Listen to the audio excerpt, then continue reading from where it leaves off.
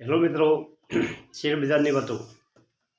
મિત્રો, કાલે જો તમે બજાર જોયું હોય તો તમને ખ્યાલ હશે કે શરૂઆતના 1 કલાકમાં રેલવેના શેરો જે 5% નીચે ચાલી રહ્યા હતા એ એક જ કલાકમાં 5% નીચેથી 5% ઉપર દોડવા મળે. રેલવેના શેરોમાં હવે શું કરવું એ પ્રશ્ન મૂંઝવાય, પરંતુ લોકોને આધી રેલવેના શેરો ખરીદવા. ઓપરેટરો પણ પ્રોફિટ કરવાવાળા લોકો પણ દાખલ થઈ ગયા. તમે 5% નીચે લો અને સીધો ઉપર 5% ઉપર ચાલવા મળે એટલે 10%નો ગાળો પડી જાય. 10% લોકો વેચવા પણ મળે છે.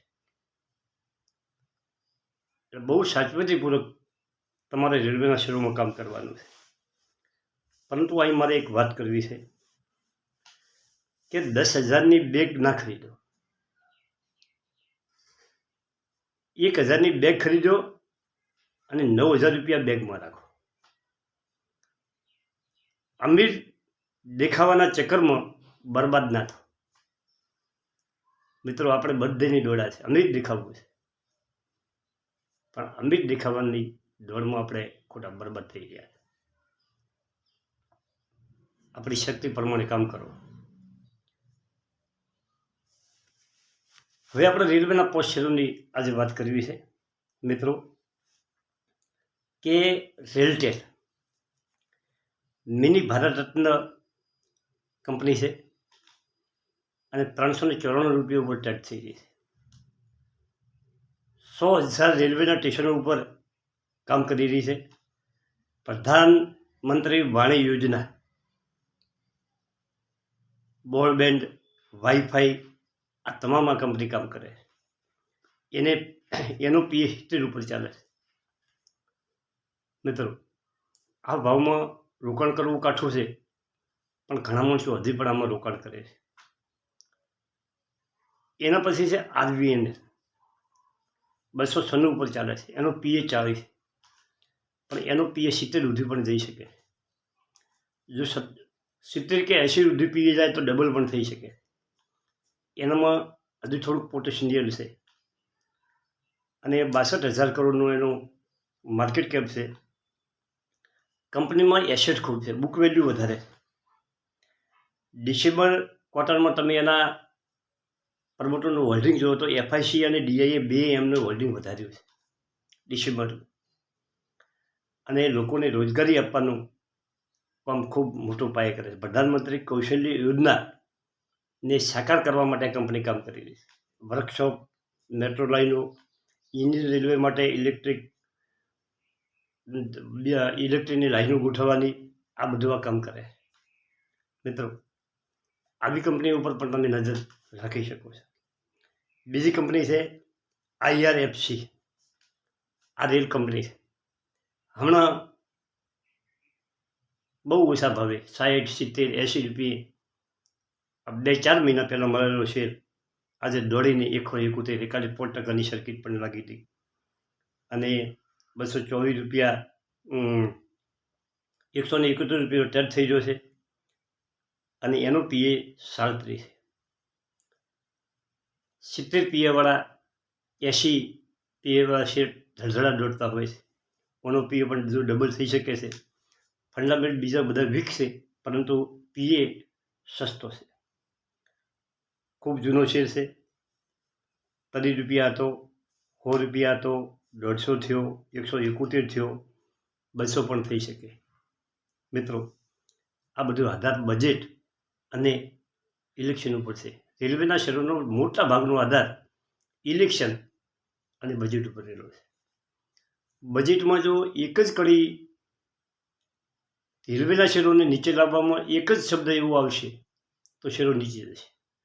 પરંતુ સરકાર જે ફંડ રેલવેના બજેટમાં ફાળવણી કરવાની છે એ 5 કે 10% જો વધાર્યો તો રેલવેના શેરો પકડમાં નહીં આવવાના, એ રોકડ ગતિ હજી ઉપર જવાના. મિત્રો, ઇરકોન 240 રૂપિયાનો ભાવ, પીએ 25.64 અને બુક વેલ્યુ 97. હજી સસ્તો છે. પીએ પ્રમાણે ગણતરી કરો તો મિત્રો કન્સ્ટ્રક્શનનું કામ કરે છે અને 100,000 કરોડની કંપની પાસે કેશ છે, કોઈ દેવું નથી. મિત્રો ઇરકોન ઇન્ટરનેશનલ કન્સ્ટ્રક્શનનું કામ કરે છે, પાટા બિછાવવા, નવી નવી લાઈનો રોકવી, આ બધું કામ એના ભાગમાં આવે છે. અને છેલ્લો મારો શેર છે ટેક્સમો રેલ. ઓનો પીએ થોડોક ઊંચો છે, 114 ઉપર જતો રહ્યો છે. પરંતુ આમાં તમારે ખાસ એ નોંધ રાખવાની છે કે જે એના ગવર્મેન્ટ કંપની છે, થોડાક શેર ગવર્મેન્ટે ડિસેમ્બરમાં વેચ્યા છે, પરંતુ એ બધા શેર એફઆઈસી અને ડીઆઈએ ખરીદી કરી અને એમનું હોલ્ડિંગ વધાર્યું છે, બેમાં વધાર્યું છે. એફઆઈસીએ લીધા છે, ડીએ મ્યુચ્યુઅલ ફંડોએ લીધા છે. પ્રમોટર ભારત સરકારે થોડુંક 2 કે 3% હોલ્ડિંગ હતું. કંપની ગજબની કંપની છે, 114 ઉપર પીએ છે, પીએ મૂકો છે. વેગન અને વ્હીલ કંપનીને બનાવવાનું કામ કરે છે. એના પાસે 4 મેન્યુફેક્ચર પ્લાન્ટ છે, 3 બંગાળમાં છે અને 1 છત્તીસગઢમાં છે. કંપની ઉપર 1,000 કરોડનું દેવું છે, કશું દેવું ના કહેવાય કંપની પ્રમાણે ગણતું. અને એના પાસે 100 કરોડની કેશ છે. એફઆઈસી 1% હતી સીધી 10% થઈ ગઈ મિત્રો. અને આ બધા શેરોમાં સમજદારીપૂર્વક તમારે કામ કરવાનું કે ભાઈ આ કીધા છે ને આપણે લઈ લેવા છે એવું નથી. તમારી શક્તિ પહેલી તમારી શક્તિની ખબર રાખવાની કે ભાઈ હું જેટલું સહન કરી શકું છું. આ સીધા શેરો છે એટલે તમને ખ્યાલ તમને કહી દઉં કે આ સીધા 10% વધશે અને 10% નીચે આવશે. પ્રોફિટ થશે તોય ખૂબ થશે અને લોસ થાય છે તોય ખૂબ થાય છે. સમજદારીપૂર્વક કામ લેવાનું છે, સમજી વિચારી અને રેલવેના શેરોમાં પડવાનું છે. જેની શક્તિ ના હોય, જેને રિસ્ક નથી લેવું એવાનાથી દૂર છે મિત્રો. અને જેને રિસ્ક લેવું છે એને ટૂંકા ગાળામાં નફો પણ થઈ શકે મિત્રો. હું ઘણી વખત કહેતો હતો કે ભાઈ રેલવેના શેરોમાં કોઈ નફો બુક કરશો જ નથી, પરંતુ મારે હવે તમને કહેવાનું છે કે સડસડાટ દોડતા હોય અને તમે નફો બુક કરવા માટે લીધા હોય છે તો નફો બુક કરી લેજો. પણ લાંબા ગાળા માટે લીધા હોય ને તો એને અધિયા શેરોમાં ભાવ વધશે. પરંતુ એક સમાચાર જો નેગેટિવ આવશે તો આ દબ દિન પડશે. સરકાર તરફથી, બજાર તરફથી હવે આ સેન્સિટિવ શેર થઈ ગયા.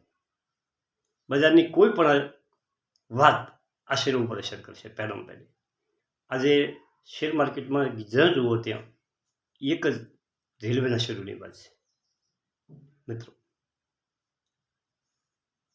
થેન્ક યુ, આભાર.